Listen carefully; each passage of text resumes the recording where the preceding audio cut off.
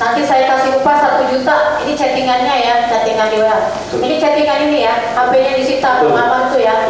Terus ada juga chattingannya selain ya dokter di sini Kamelia ini menjawab katanya selain plastik yang mau digojekin apalagi gitu kan. Kalau aku jujur dari lahir sampai hingga saat ini lihat narkoba aja nggak pernah. Jadi aku tidak tahu sama sekali. Terus di sini ada juga minta tolong kita beli obat 3 juta, obatnya 3 strip, 1 strip isinya 10 lembar. Kita jual 1 butir 300.000, artinya 300 kali 10 sama dengan 3 juta per strip. Saya jelaskan bahwa benar saya hanya menjadi gudang atau tempat menyimpan narkotika yang dimiliki oleh saudara Andre. Makanya satu-satunya kunci di sini adalah CCTV.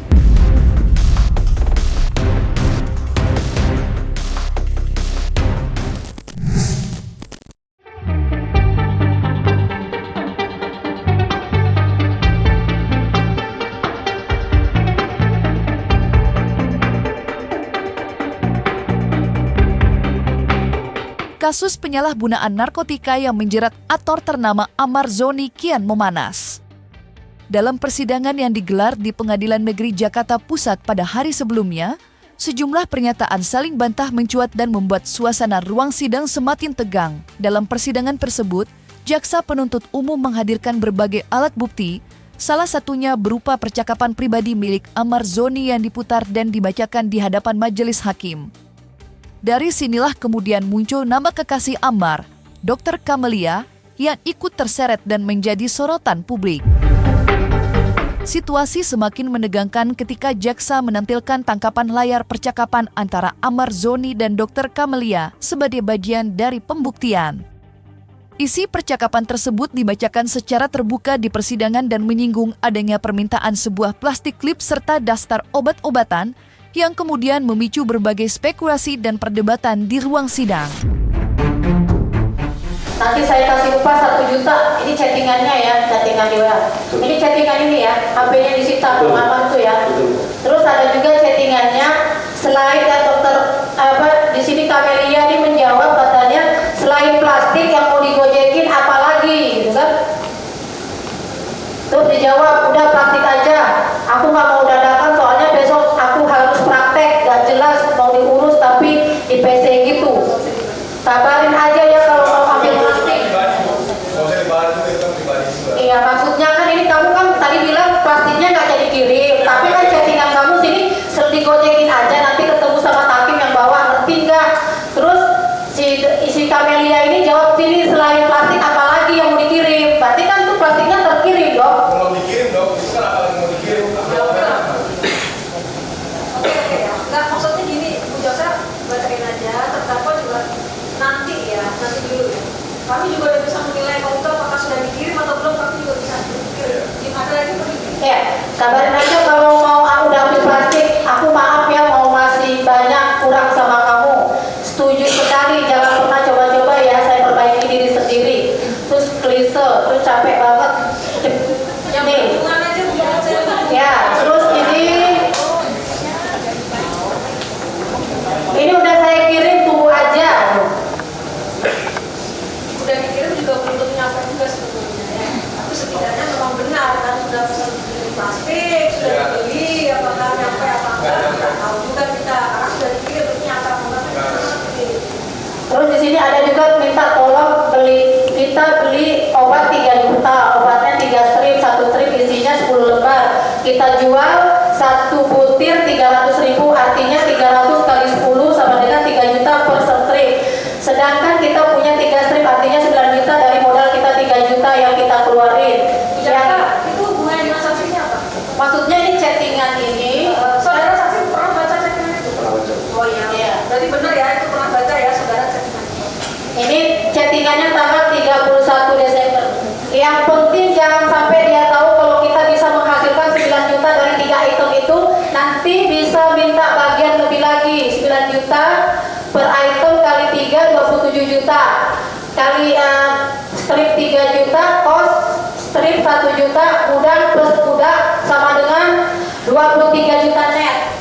Bapak pernah baca chattingan ini? Pernah ya? Waktu saat setelah penangkapan ya? Obat. Nah, waktu itu obat ya ini ya apa? Amar lah. Ada gambarnya ya Pak? Punya Amar obat-obat kan keperluan Amar tuh di situ. Ini ya ada ke depan ya, kita lihat. Nanti kalau mau disangka nanti ya, dia harus selesai dulu pertanyaan.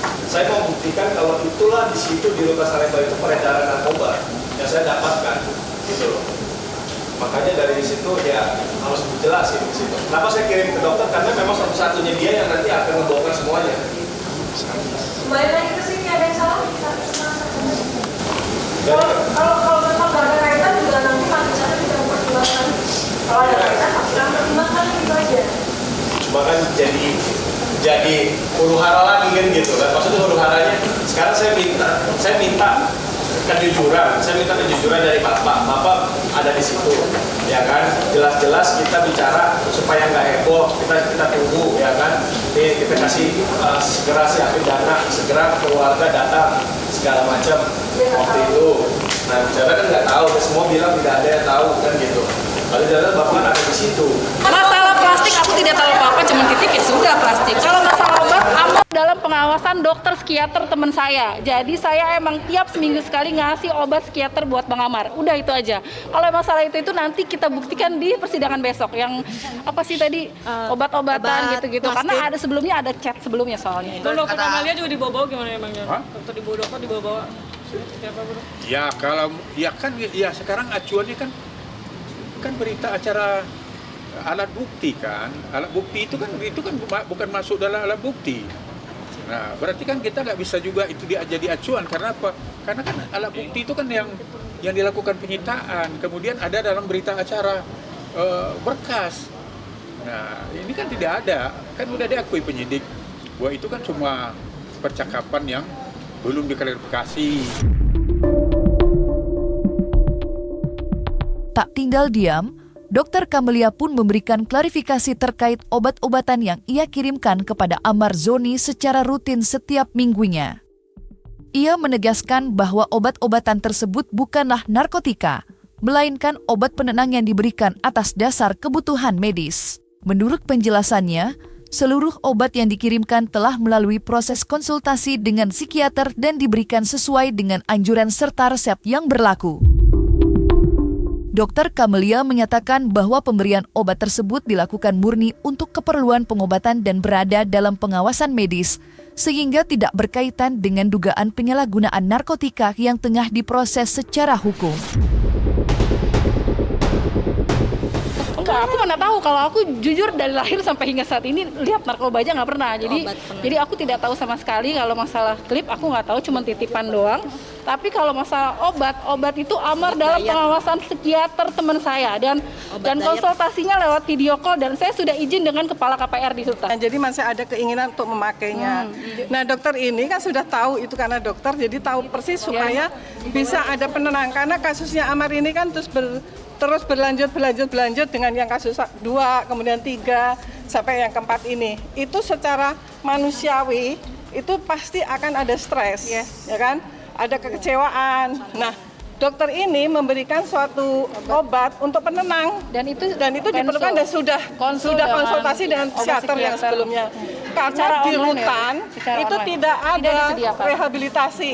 Di rutan tidak ada pengobatan ataupun pemulihan buat penyalahgunaan narkotika. Sehingga diperlukanlah dari luar, gitu kan. Nah, dokter karena beliau ini adalah dokter dan sudah izin dengan ahlinya, maka memberikanlah obat itu untuk Amar gitu. Seminggu sekali untuk digunakan supaya dia itu ya tenang. Kan tahu sendiri semua bagaimana masalah Amar itu kan. Terus bertubi terus gitu sampai sekarang ini. Ini kan udah setahun harusnya kan kalau memang iya kan harusnya dipanggil dong. Nah, tapi kan ini nggak dilakukan, berarti kan ya menurut saya itu bukanlah sebagai alat bukti. Iya, dibilang sakonya nggak yang seperti kayak di film-film ya, paling panas dingin, terus dia lebih marah-marah kalau nggak pakai itu. Jadi makanya sakit kenapa perut, dikasih gitu. obat penenang, karena dan itu ingat ya, itu udah konsul dengan dokter psikiater secara online, oke? Jadi itu sudah, saya juga pernah minta izin sama kepala KPR kalau nggak salah, petugas lah pokoknya salah satunya. Dan ya selama itu baik buat Amar karena di sini tidak disediakan, tidak ada rehab, ya oke gitu. Selain kesaksian yang turut menyeret nama Dr. Kamelia, persidangan juga diwarnai oleh mencuatnya dugaan lain yang tak kalah serius. Jaksa penuntut umum mengungkap adanya dugaan bahwa kamar tahanan Amar Zoni sempat dijadikan sebagai gudang penyimpanan narkotika. Dugaan tersebut bermula dari keterangan jaksa saat membacakan isi pengakuan Amar Zoni dalam berita acara pemeriksaan. Dalam BAP tersebut, Amar disebut diduga menyediakan tempat untuk menyimpan narkoba milik seseorang bernama Andre yang hingga kini masih berstatus buron. Keterangan itu kemudian diperkuat oleh kesaksian dari pihak kepolisian. Saksi polisi menyebutkan bahwa Amar Zoni diduga menerima upah sebesar Rp100.000 untuk setiap 1 gram narkotika, setelah paket seberat 100 gram tersebut dipecah dan siap untuk diedarkan. Pernyataan tersebut memicu reaksi dari Amar Zoni di ruang sidang. Sang aktor terlihat menahan emosi sebelum akhirnya melontarkan sebuah pertanyaan sebagai bentuk keberatan atas keterangan yang disampaikan. Saya jelaskan bahwa benar saya hanya menjadi gudang atau tempat menyimpan narkotika yang dimiliki oleh saudara Andre. Dan dengan cara mendapatkan narkotika jenis sabu tersebut dengan diantarkan oleh Muhammad Ripaldi ke kamar saya pada hari Jumat tanggal 31 Desember. Awalnya 100 gram. 100 gram. Siap. Terus dari 100 gram diapain lagi? Dibagi 2. Bagi 2 itu ke siapa? 50-50. 50 ke siapa? 50 ke siapa? 50 ke Muhammad Ripaldi. Iya. Nah, sisanya nanti diambil per 5 gram. Oleh siapa? Siap oleh Kohandi. Kohandi. Ngambil langsung ke mana? Siap ke kamar. Kamar siapa? Muhammad Kabar. Siap, dijanjikannya 100.000 per 1 gram. 100.000 per 1 gram. Siap. Untuk terdakwa 6. Siap. Makanya satu-satunya kunci di sini adalah CCTV. CCTV ini pembuktian bagaimana kami disiksa, bagaimana kami diintimidasi di sini gitu loh. Dan BAP itu tidak sah. Hal lain yang tak kalah mengejutkan dalam persidangan kemarin adalah kembali diulasnya pernyataan Amar Zoni terkait permintaan uang sebesar 300 juta rupiah.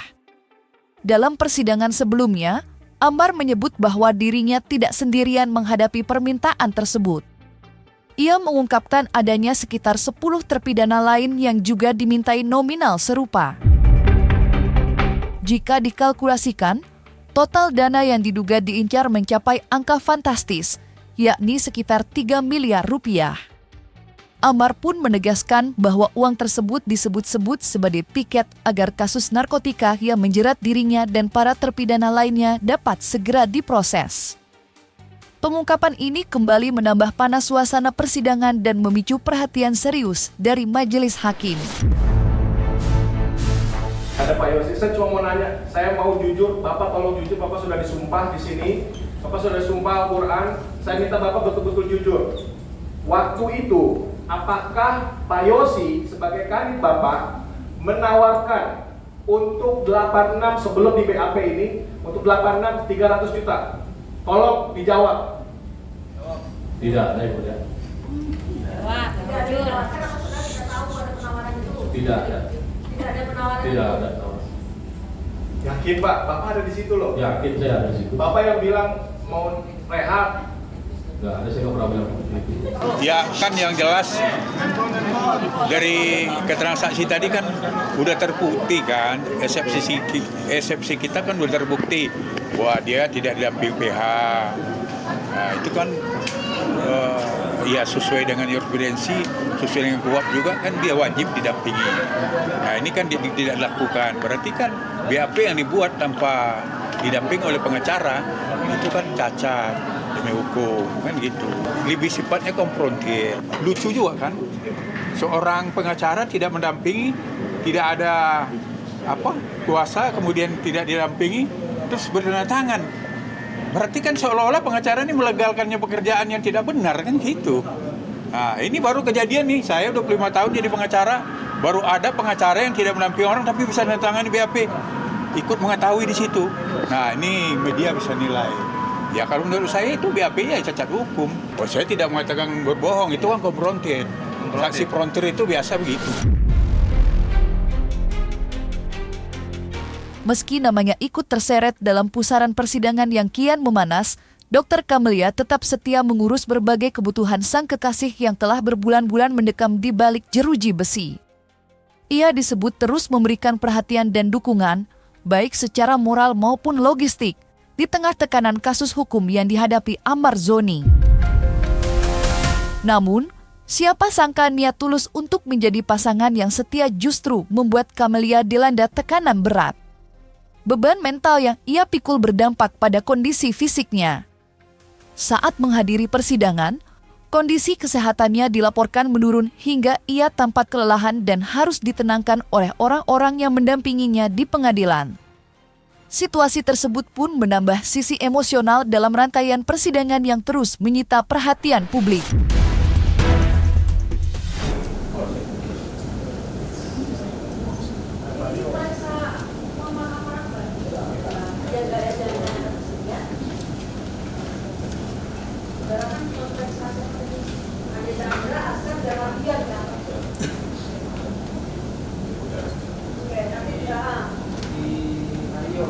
Coba nanti ditanyakan ke saksi satu lagi ya. Oke, silakan. Masih ada lagi pertanyaan? Sebenarnya kemarin udah bilang sama Om John untuk aku bisa nggak hadir, nggak, cuman Bang Amarnya katanya kalau nggak ada aku nggak mau sidang suruh berhentiin aja. Ya udahlah, aku datang aja lah, ya udah gitu ya udah. Oh iya, karena kan aku kemarin ngabarin juga ke Panji kalau aku nggak bisa sidang, kayaknya lagi nggak enak badan gitu, karena udah 2 hari gitu aku tepar di rumah. Request, cuman sayanya lagi kurang enak badan, udah 2 hari sakit soalnya. Jadi apa? Ya, dikerokin tuh sampai merah. Nggak ada. Kalau kata orang tua aku fokus ke sidang dulu sampai selesai. Nanti kalau sidang selesai, insya Allah Bang Amar bebas, ya udah silakan dia temuin kalau emang serius sama saya kan gitu. Nggak ada pernikahan di rutan nanti ya.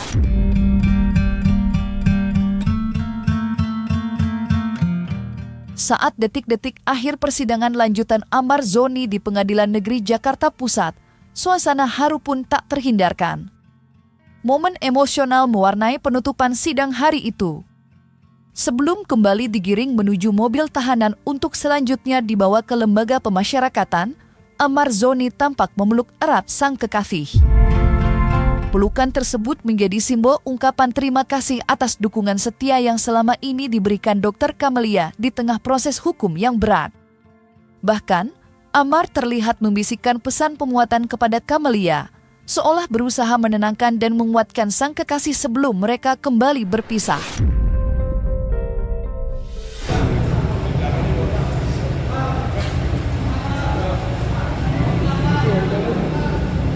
Gimana sih kalau kamera sendiri?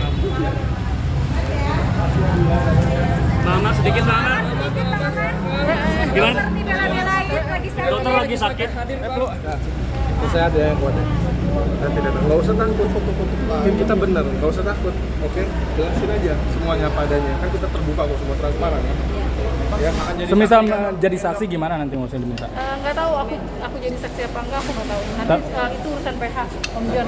Tapi sempat kaget gak sih dia namanya disebut di persidangan? Enggak lah, Bang Amar udah cerita semuanya sebelum, jadi udah tahu. Ini kan ada di CCTV. Kalau kita bicara tadi menyangkal saya mengatakan seperti ini, pihak saksi sebagai polisi juga mengatakan seperti itu, gitu kan, saling membantah, ya dibuktikan di CCTV. Makanya jadi harus ada di CCTV. Cuman dari JPO tidak mau mengeluarkan. Ya kan kenyataannya kan Bang Amar suruh minta hadirkan CCTV.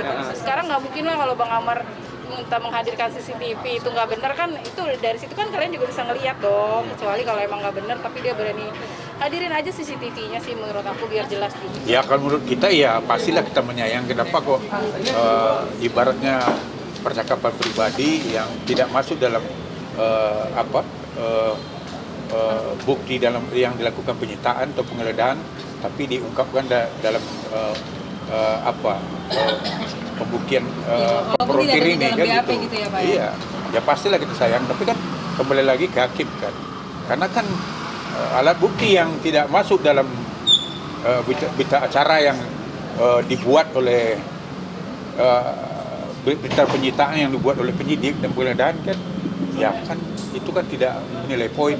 Beda nanti kalau kami yang itu kan kami kan baru kesempatan nanti menghadirkan bukti apabila melakukan ya semacam ya pledoi, kemudian semacam menghadirkan saksi yang meringankan yang akan timbul di situ nanti alat buktinya kan gitu. Itu kan kami serahkan.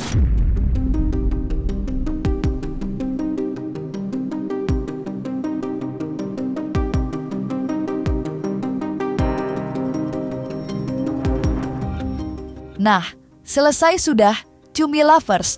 Jangan lupa untuk like, subscribe, dan juga share channel YouTube Cumi Cumi.